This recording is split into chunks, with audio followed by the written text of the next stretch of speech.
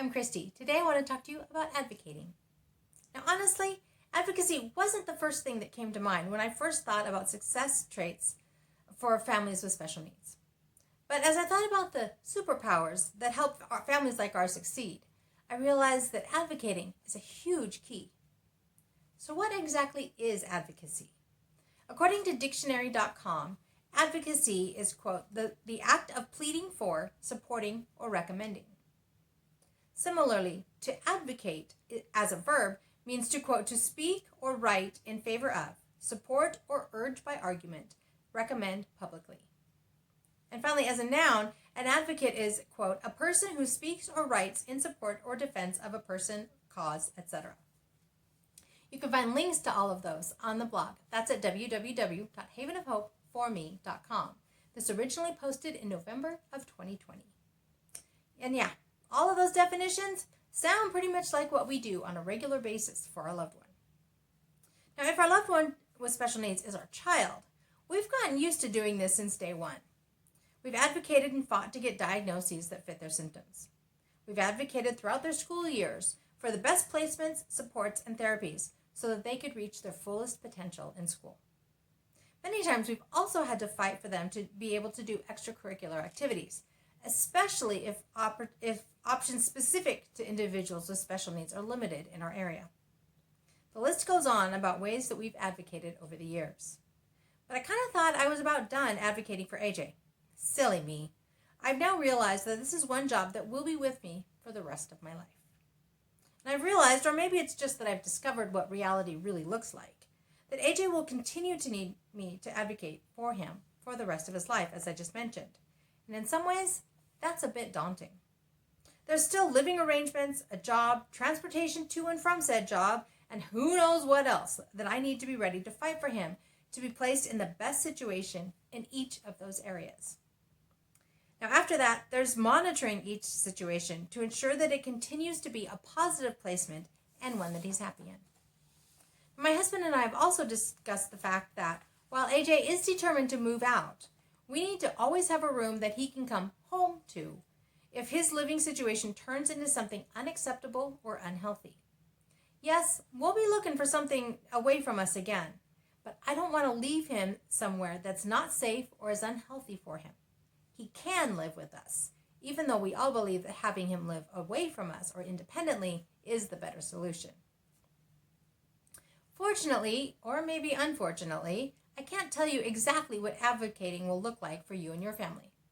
Like many issues that I talk about on the blog, this is something that will vary with each family.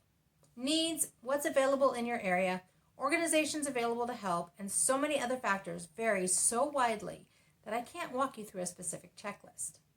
However, I don't really want to focus so much on the what or the where to advocate in this post. Instead, I want to focus on the why. To me, advocating for our loved ones is all about fighting to get them whatever they need to live their best life. It's about making sure they have the supports, accommodations, and modifications they need to be successful in whatever activity is being addressed. For one, it may mean making sure that they have a communication board that has all the vocabulary installed that they need to make it through their day. For another, it may mean fighting to get them placed on a specific team at a specific location because you know they'll enjoy working with those people and will work harder and more effectively on that particular team. You kind of get the idea. The specifics vary, but the intention is the same. Doing everything we can to make our loved one have a successful life in that setting. Now, to look at it from another perspective, advocacy isn't about having to accompany our loved one to events or places regularly because they need assistance. Now, I'm not saying that we never need to do this. There will be times we will need to accompany them to assess the situation. We'll also need to figure out what they need to be successful. But then we start advocating for those things so that we don't have to accompany them indefinitely. Now, I'd also say that advocacy isn't simply demanding something because it's what we want for our loved one. Demands don't tend to be overly effective, and they tend to create enemies quickly. Now, I'm not saying we can't or shouldn't be persistent in our requests, but we also need to be realistic about available resources and what is truly required to be successful in a situation. So where does all of this leave us? Here's a few things to think about when you're advocating. First of all, realize that we may have to advocate for life in many situations. Be realistic about what your loved one truly needs to be successful. Advocate hard for that. But realize that compromise may be necessary when reality doesn't mesh with your picture of what your loved one requires. Know when to not take no for an answer and when to compromise or let go. It's a fine line at times, and many times others won't be able to answer the question for you. Take care of yourself so that you maintain the reserves necessary to fight when you truly need to. And finally, remember that not everything needs to be a battle, and sometimes you're not the one to fight that battle. Maybe this is something that your loved one needs to do for themselves. Support them, but let them fight the battles they can for themselves.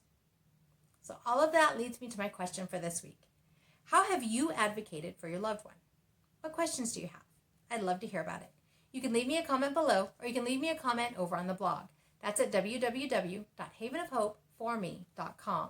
This was originally posted in November of 2020.